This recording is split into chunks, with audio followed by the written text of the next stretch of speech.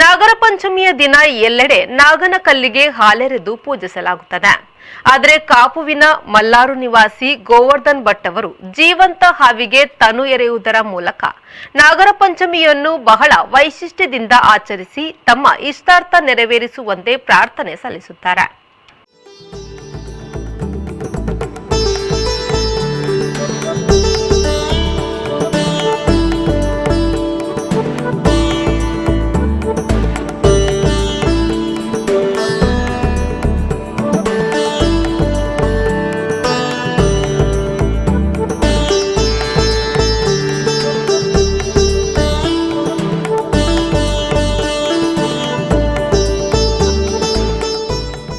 ಮಜೂರು ಮಲ್ಲಾರಿನ ಗೋವರ್ಧನ್ ಭಟ್ ಅವರು ತನ್ನ ಆರೈಕೆಯಲ್ಲಿರುವ ಹಾವುಗಳಿಗೆ ತನು ಎರೆಯುವ ಮೂಲಕ ನಾಗರ ಪಂಚಮಿಯನ್ನು ಆಚರಿಸುತ್ತಾರೆ.